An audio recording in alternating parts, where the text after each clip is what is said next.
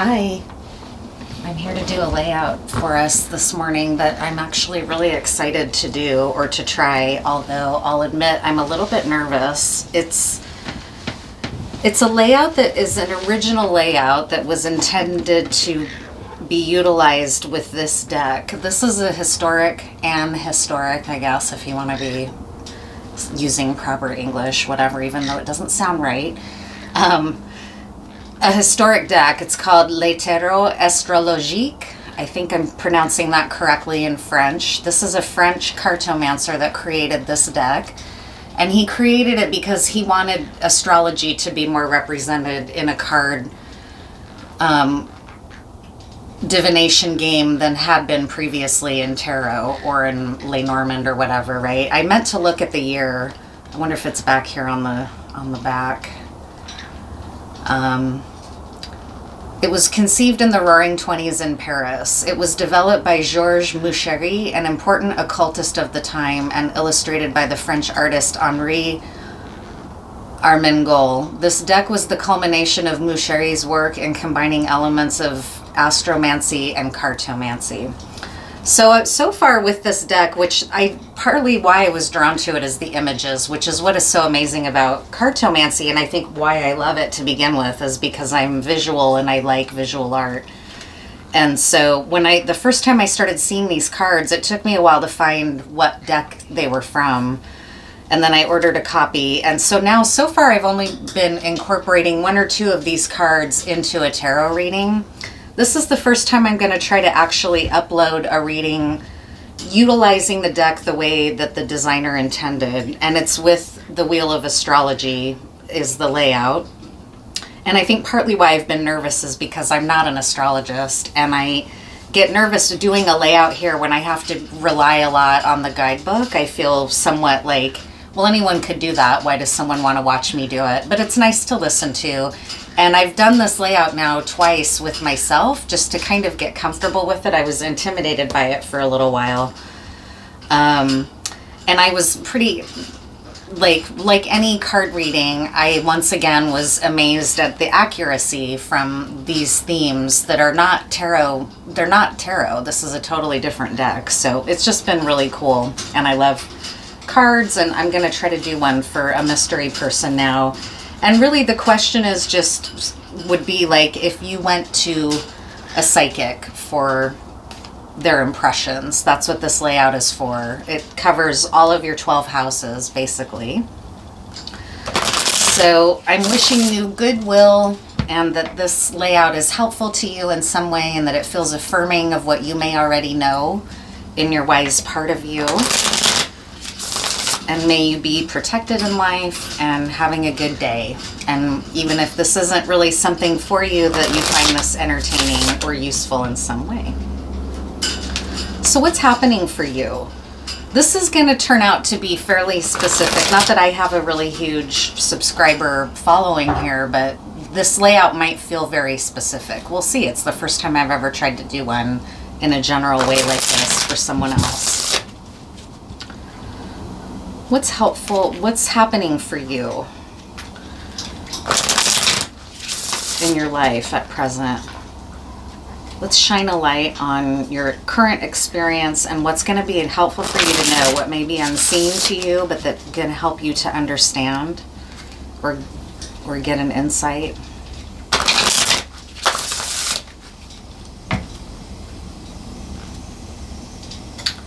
Okay, so this first card is important when you cut the deck in this layout. And because I'm a little nervous, I'm going to write it down because I don't want to forget where I am. And it's Virgo. So that card from the deck cut is going to also influence the first card here of the layout, which is the overall theme for the person.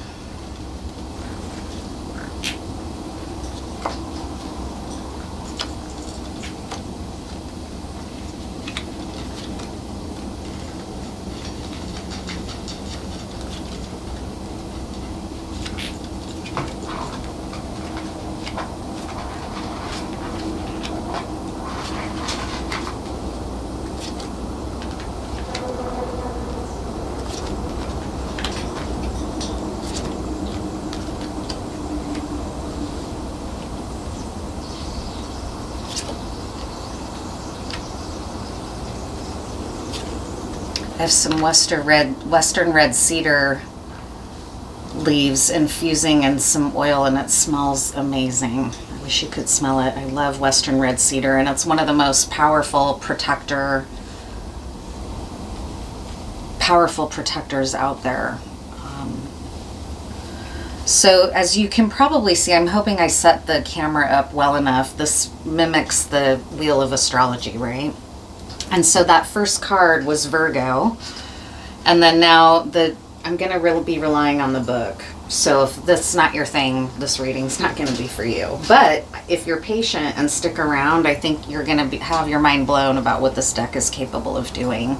Seems surprising to me that more people don't use it or know about it.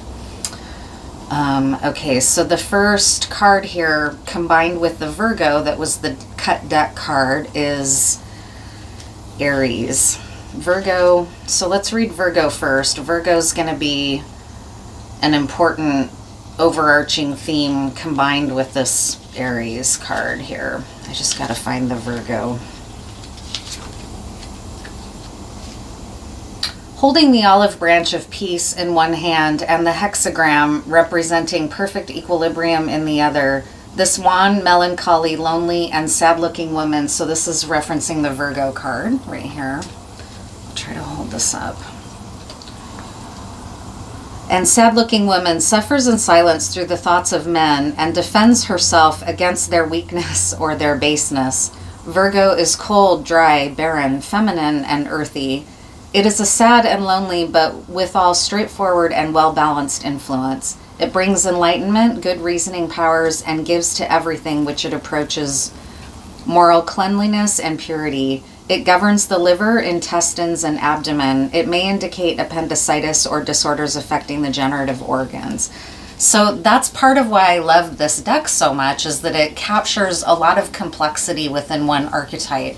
So here it's the Virgo archetype, and it shows her power in equilibrium, her power in femininity, and also some of the tragedy that comes along with that, right? So it's just I love it, and it's an interesting tone to set this reading. This Virgo energy is complementing now the Aries card. That is the first card representing your desires, as well as your preoccupation. It should be considered with the card exposed during the cutting of the deck. So consider this card along with the Virgo card, and it's Aries.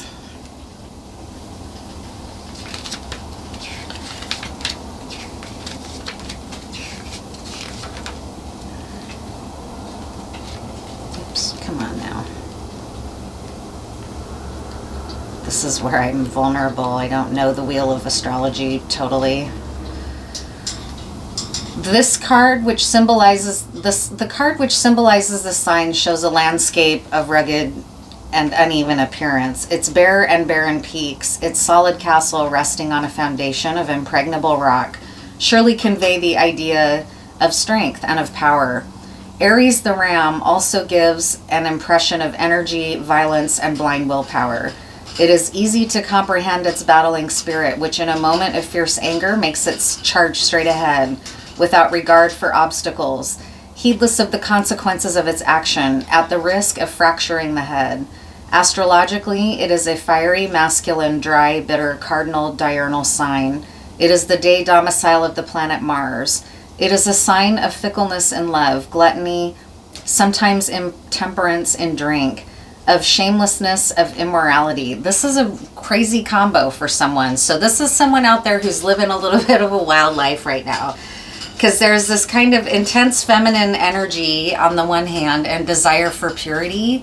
There's also a little bit of sadness and dark aspect of the feminine virgin represented here, of feeling at the mercy of distorted masculine. And then in here we have some of that distorted masculine represented, where there's a lot of power and confidence and fire, but also a lot of vulnerability to charging forward in blind will and fracturing its own head, right? Like a ram. It's a sign of fickleness in love. So that's another layer. This masculine and feminine energy might be representing a couple that's at odds with one another energetically right now, and is wounding one another in some aspects of masculine and feminine. It's usually fortunate for material things, giving success through activity and courage. Physically, it rules over the head and face. It causes earache, toothache, nasal disorders, and abscesses of the face.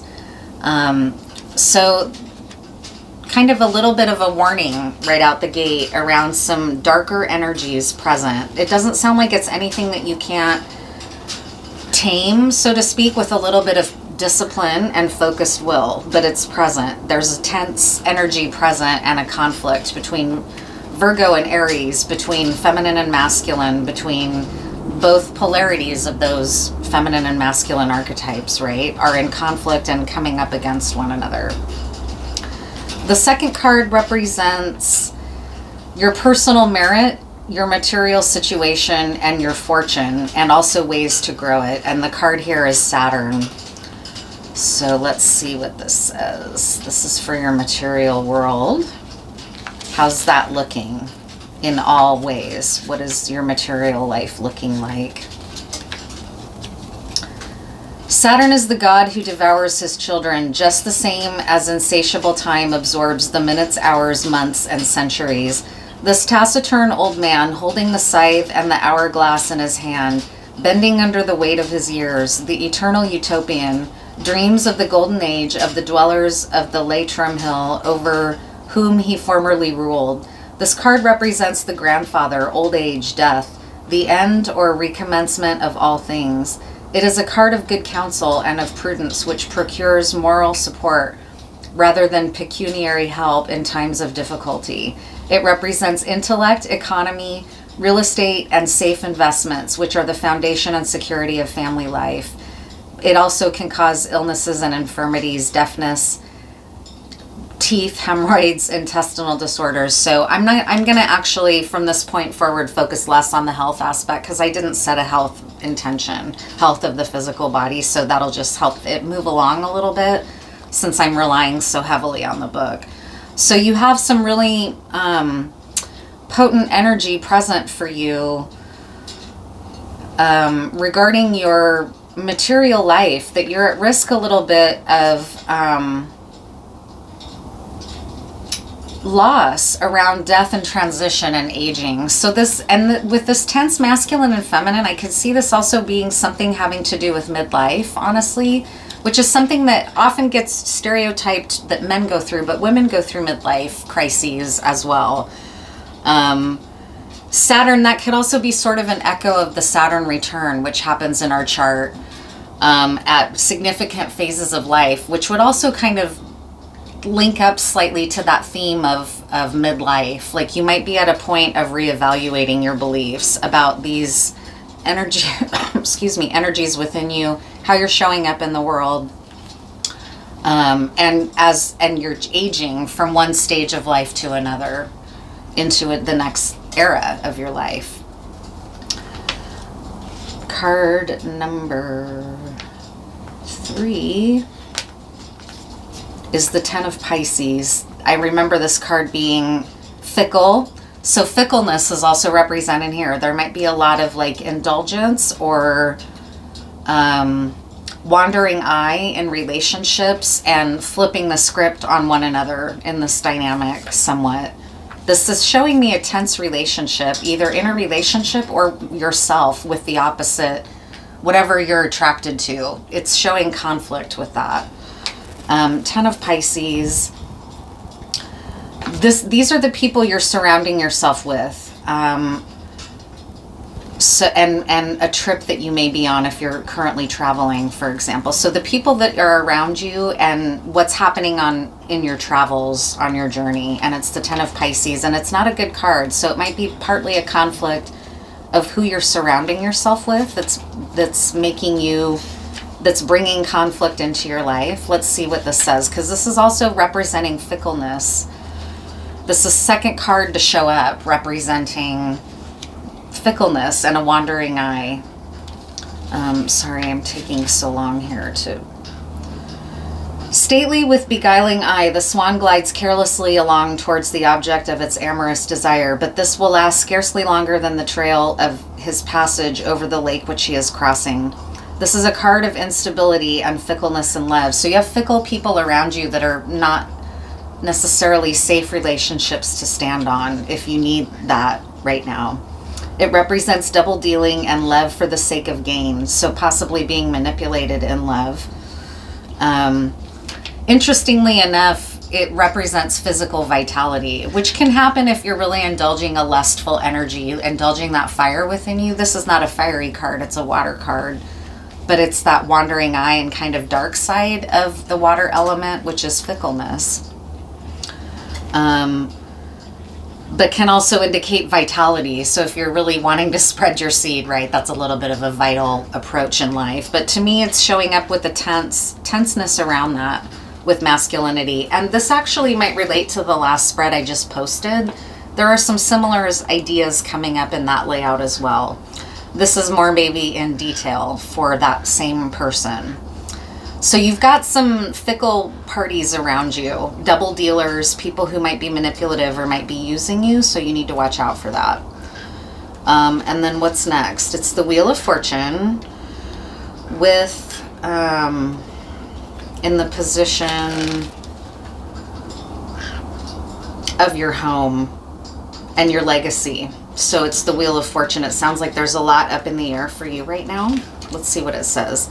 The winged wheel, which beams of gold, moves according to the sway of circumstances and of fancy, dispensing good and evil to mankind. It is the blind and soulless instrument of fate. So fate that's out of your control. This is happening in your home life.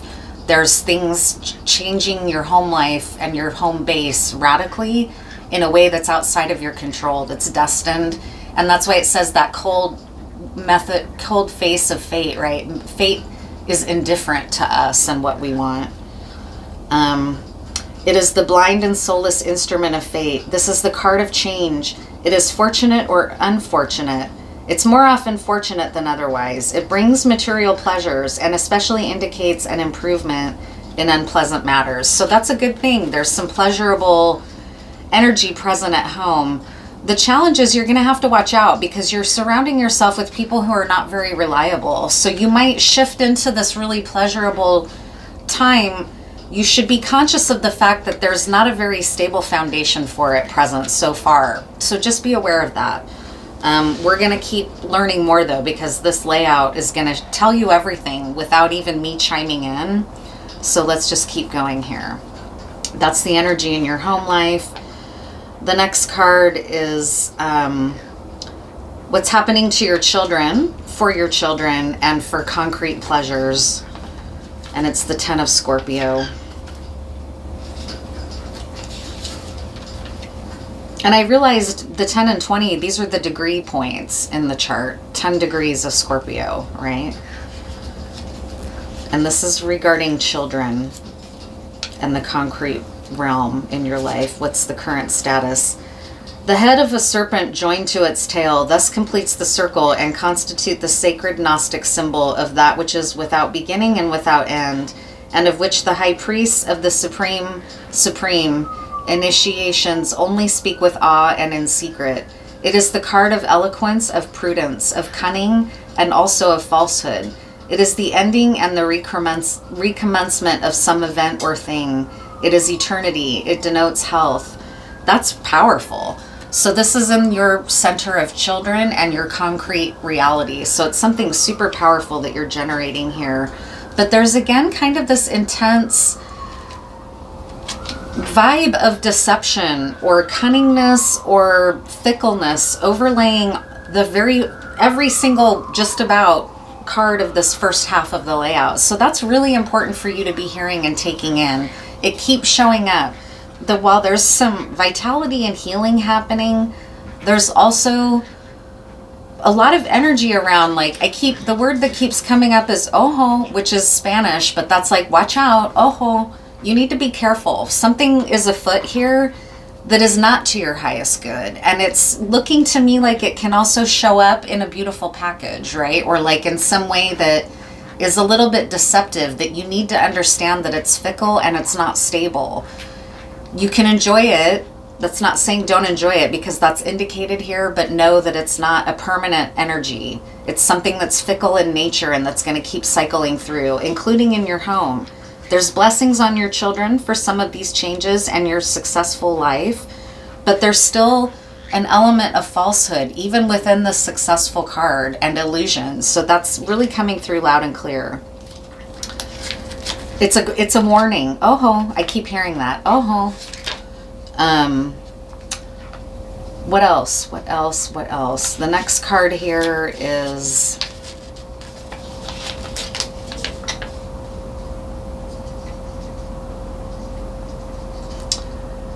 health. And anyone that works for you. This next card is your health card. How your health is doing and people that are working for you, what those relationships are. And it's Mars. Lots of planetary energy represented here. Mars. Where is Mars?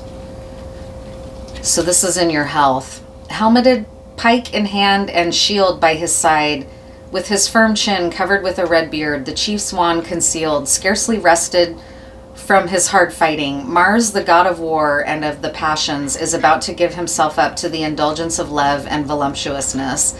His activity and vitality will often lead him to guilty associations with Venus and the weak women whom love possesses. This card represents the man, the lover. It denotes anger, frankness, passion, and strength. It brings success through industry and activity and also through personal merit. So that's powerful. That's your personal energy. So you might be a warrior, literally, like you might be a veteran. You might be somebody who serves as in some kind of an official capacity, but you're a fighter and you're currently in a vital place physically in your life, which has also shown up here. But there's a risk then of taking that. This also just came through with the Oho, is like, don't take that for granted. Like, this vitality can steer you right into an illusion if you're not careful. You need to be on the watch or vigilant right now to some extent, which shouldn't be too challenging for you if you're a warrior in your body right now. You need to use the vigilance of a warrior to keep your eyes open around you. It's okay to have fun with the pleasures that are showing up, but pay attention to it all. Don't assume that that's reality. You've got to have a bird's eye view about pleasure as well as pain, right? Keep your perspective. And then what next? What next? What next?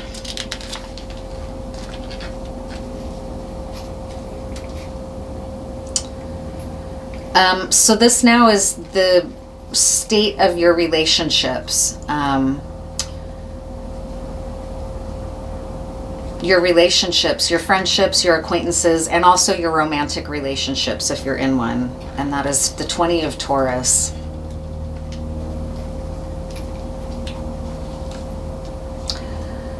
These are the 7 light and ethereal spirits taking flight towards the sky, dotted with pale gold spots. They are leaving this sorrowful earth for a higher sphere. This card indicates excessive imagination and is a sure sign that the consultant considers his wishes as being realities. So we just kind of said, these wishes and pleasures that are coming into play for you, you're going to be believing it and indulging it and taking it as your truth, right? It also signifies traveling, the journey usually being fortunate. It's an indication of moral and physical instability, pessimistic tendencies, and denotes worries and anxieties rather than real obstacles.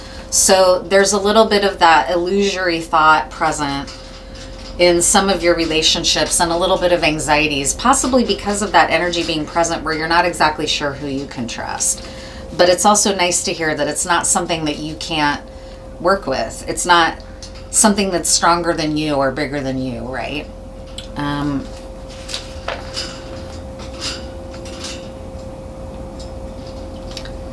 This can do with, this next card has to do with a recent ending or changing of a situation. A changing you might be going through in any of your desires or any major changes in your life, either internal or external. What's changing for you right now? It's the 20 of Capricorn. 20 degrees of Capricorn. What's changing for you?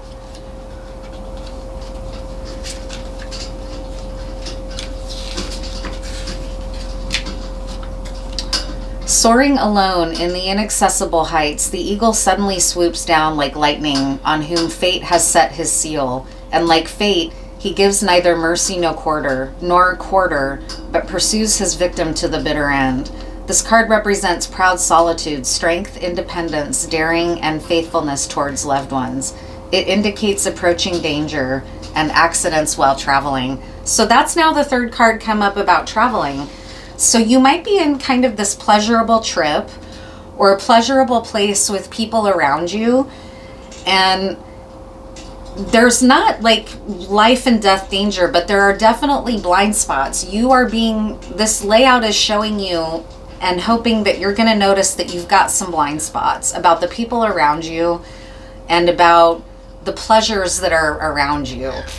It's not saying don't indulge them, but it's saying you need to be wise and looking at this with wisdom and caution and with your eyes open. You don't want to go into like blind indulgence of pleasure here because it puts you in danger. That's kind of what is coming clear here. And that can be literally on a trip. Like I can think of many examples, particularly for women. If you're traveling or if you're going out or if you're partying and you're enjoying yourself and indulging in drinks and dancing, for example, there's a danger for women with that. You have to watch your drink. You have to make sure, and that's a sad state of affairs, but it's the truth. You have to be careful that no one's going to drug you in a club. That's the kind of danger that's present here. It's saying watch those around you, including those that you're closely affiliating yourself with, because there's some fickleness and some instability, but also potentially some fun as long as you're keeping your eyes open and knowing that this is transient in nature. It's not going to be a permanent state for you. You're a little bit vulnerable to seeing this as through the eyes of this is now my new life, and it's saying not so fast. This has illusion woven into it a little bit and some danger and possibly also some travel. So if you're actually on a trip with people, take heed. This is saying be careful. Maybe keep an eye on your passport or I don't know what that means to you, but and then what's the next one here? Mental state is next. This is your mental state and anything to do with journeys right now, and it's Pisces.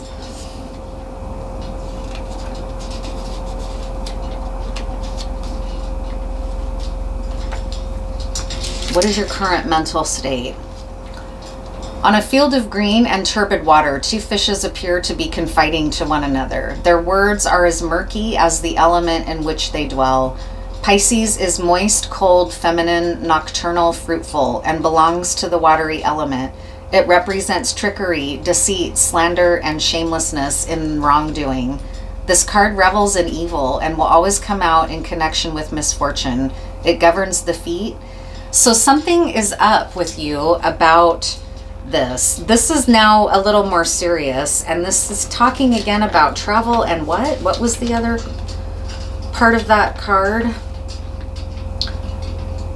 Yeah, and your mental state. So there's something really deceptive happening here.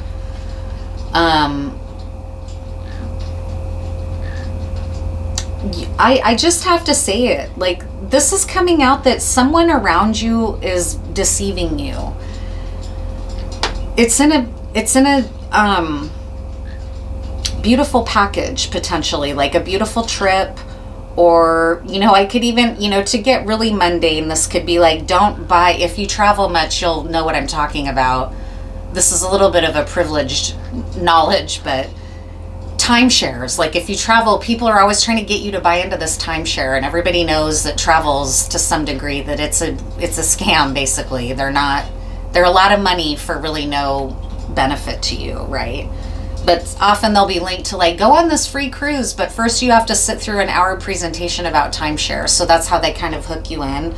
There's something about this really pretty package. It's been here twice with Pisces, the 10 of Pisces, and now the form of Pisces regarding you and someone around you. So this is you, and it's like two people deceiving themselves somewhat, which might be the transient nature of this dynamic that keeps showing up. there might be some pleasure involved and some passion involved, but there's also a real transient, fickle, it's not stable, this dynamic here. So this is what is coming out. It's going to be helpful for you to understand that. And if you're about to go on a trip together or something, that's going to be important to know that there might be some underhanded things that happen on this trip, or danger to you physically on this trip, just in terms of like I mentioned the example before. So these readings are great. I love how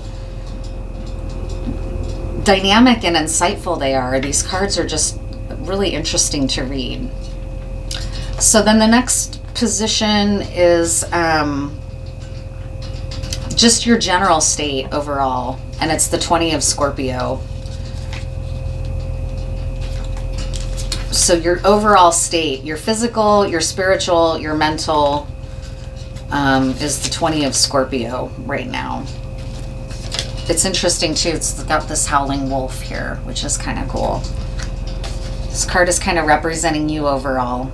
In the silvery light of the pale moon, the slender and muscular silhouette of a wolf is outlined. He's uttering his fearful death cry before hurling himself against the defenseless beings whom he will ferociously attack, or else run away like a coward on the last sign of danger. This card often causes the consultant to undertake heavier tasks than he is able to accomplish. It's a sign of fierceness and cowardice. It represents trickery and even theft. It gives good organization, but also denotes meanness and spitefulness. So this is becoming clearer and clearer as we go around the wheel of the astrological chart for your current energy. There's something really beautiful present, but it's almost like it's glamour, or it's enchantment, or it's not real. It's not founded in any kind of stable basis. It's beauty, but it's illusion. It's illusory beauty, and you are vulnerable to falling into it, is what's coming out. You're also in a strong position physically and mentally, but you're prone to being too reactive and all over the place because you're too in this energy and not rising above it and observing it from like your observing ego or your higher mind or wisdom. That's where you're vulnerable to having all these blind spots to what's going on here. There's some kind of deception going on. There's some kind of illusion that seems very beautiful, but that's not permanent, and that's very temporal. As long as you know that, you're in an advantageous point. You can go forward knowing this, going in with insight. That's one way to work with a layout like this, right? Forewarned is forearmed, and you're in this kind of Mars energy to some extent, as well as though a little bit of blind illusion and bitterness and rage that's not going to serve you. So you need to pull out and get a broader perspective of what's going on here. Something is an illusion, and be aware too that if you're traveling, there might be something to do with that relative to actually going on a physical trip. So we're almost done here. This is the last couple cards of the layout. That was your general state of being. Is that you're in a little bit of an angry place of frustration and doing too much or being out of balance, and it's partly because there's illusion present and you may not have clued into it yet, but something is trying to alert you and warn you, but it's shadow side of you that's going to act in harmful ways to you if you don't recognize what he's trying to tell you. That just came through really clear. A shadow within you. And next is your friendships and associates, and your in-laws is Neptune. In-laws, friends and associates, family, extended family, and it's Neptune.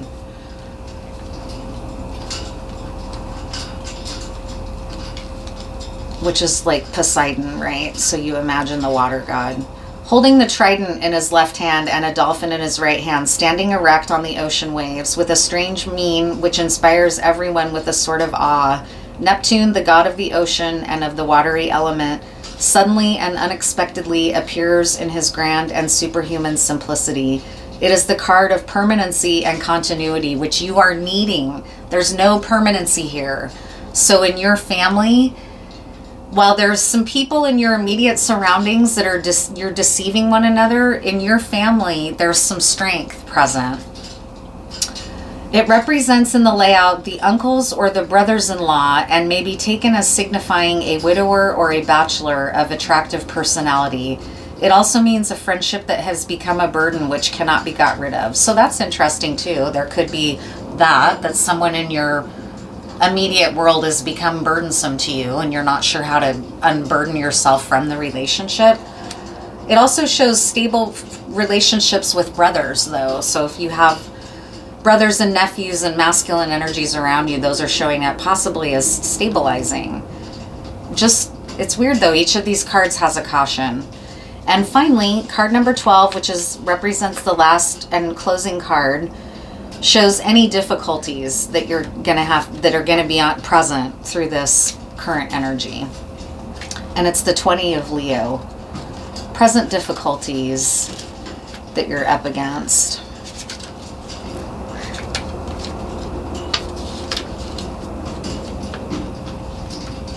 Oops, what's going on here? There we go. Sleek and faithful, with watchful ear and eye, nose pointing toward the wind, inquisitive, ready for the salacious enjoyments of his species, tenacious in his desires, the celestial dog advances, his head lowered at the scolding tones of his master, whom he is nevertheless ready to defend with his strength and love. It is the card of fidelity, but also of talk and gossip. It gives power, strength, and great kindness beneath an uncouth outward appearance. It also causes an unhealthy inquisitiveness, which leads to meddling in other people's affairs, and under unfortunate auspices sets snares which turn out unsuccessfully. It indicates tenacity and may bring riches, but may also cause a downfall. It is a materialistic card that does not show much idealism. So that's the risk here. That's something about current circumstances that are presenting up beautiful packages to you. There's really a big warning with those, that they're illusory and they're transient and they're not going to be anything that you can build a solid foundation on. This can also be related to a stage of life that you're transitioning into. There are solid people around you, but there's also a lot of people up to nefarious shit. I just have to be honest. And there's also a little bit of impermanence and risk involved with a trip. So be very careful if you're going to be traveling. It hasn't said like don't travel, but it's also woven in here that there's some warnings around traveling. So I hope that's helpful. I hope you enjoy, and I'm going to try to get better at these by continuing to practice so I don't need to rely on the book so much. But there's a lot of cards here that I have to learn. So thank you for being here, and I appreciate it. And I hope you have a great weekend. And if you're going anywhere, like this layout says, you got to watch out for yourself. Watch your back.